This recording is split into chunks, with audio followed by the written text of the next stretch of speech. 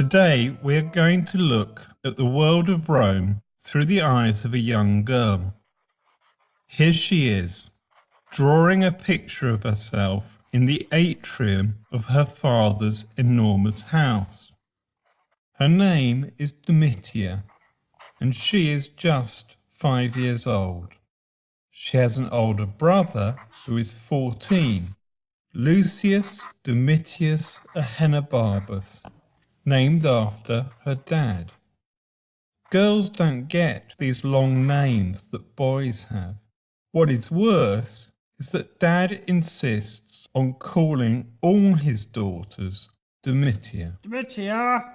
Let's call them Domitia, drawing on the column Domitia 3. She has an older sister, Domitia 2, who is 7 years old, and then there is Domitia 1, who is 10. There would have been a Domitia 4, but Mum died trying to give birth to her 3 years ago. Confused? The Romans were too. They could work out ancestry through the male line with the nice tripartite names such as Lucius Domitius Ahenobarbus. But they got in a real mess over which Domitia was married to whom, and was either the great aunt or the great stepmother, and so on to whom when they came to write it down. Domitia 3 is not just drawing on the pillar, she is also watching the action. You see, it's early and the time of day when all her dad's clients and friends come to see him at home to pay their respects.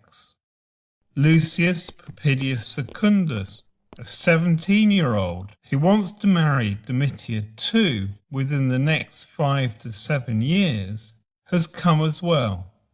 He seems to be wooing not his future wife, but her dad.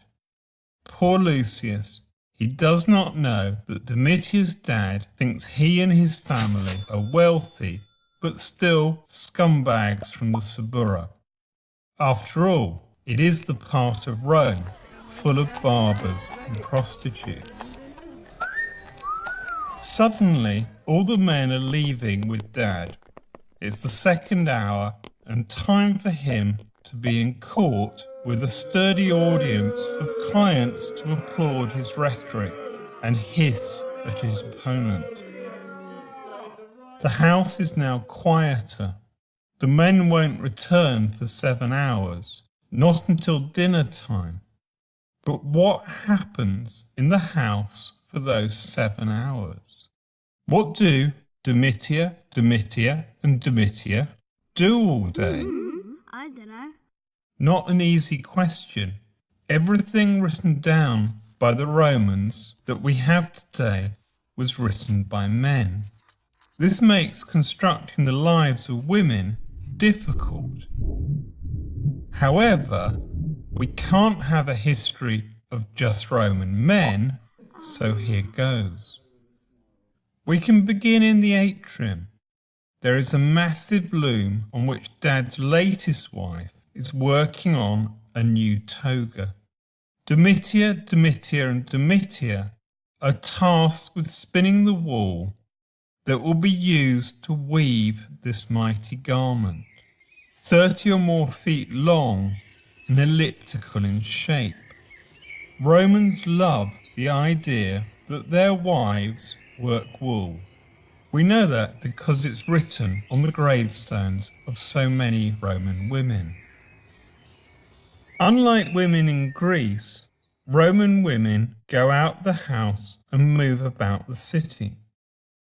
They go to the baths in the morning to avoid the men, or to separate baths that are for women only. Some do go in for the latest fad of the AD 70s, nude bathing with men present.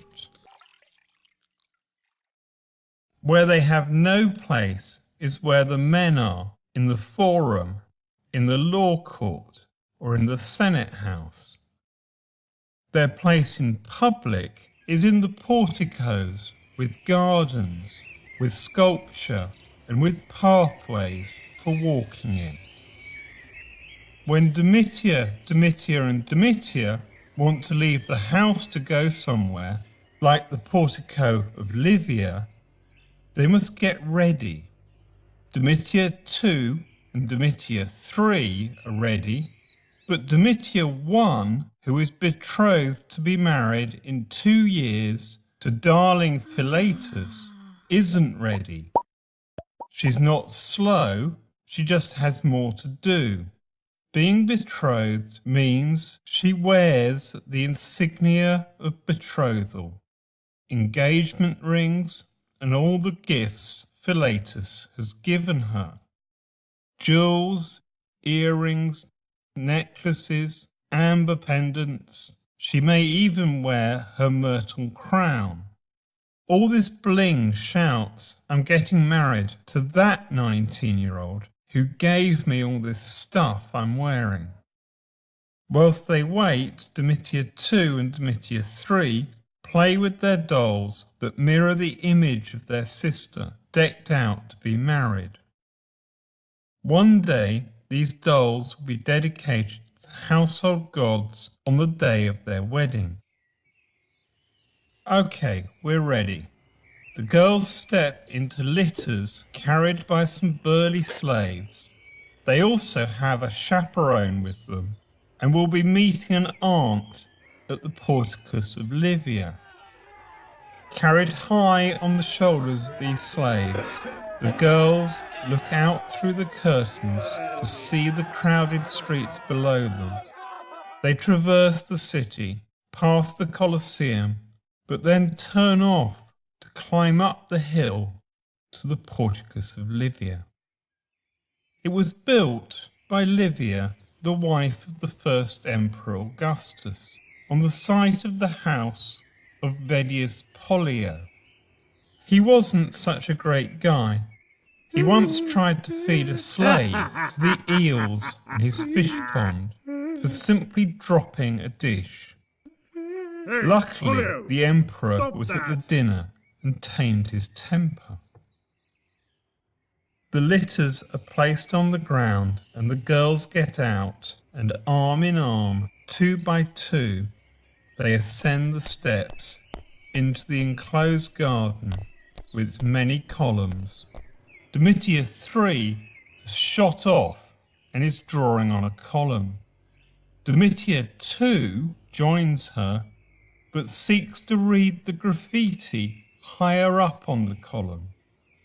She spots a drawing of gladiators and tries to imagine seeing them fighting, something she will never be permitted to do, except from the very rear of the Colosseum. From there, she will have a good view of the 50,000 spectators, but will see little by way of blood and gore. If she really wanted a decent view, she could become a Vestal Virgin and would sit right down the front. But a career tending the sacred flame of Vesta is not to everybody's taste. Domitia 1 has met another 10-year-old, also decked out in the insignia of betrothal. Home time. When they get there after the 8th hour, something is up. A smashed dish lies on the floor. All the slaves are being gathered together in the atrium and await the arrival of their master. Dad is going to go mad. He will not hit his children, but like many other Romans, he believes that slaves have to be punished. The whip lies ready for his arrival.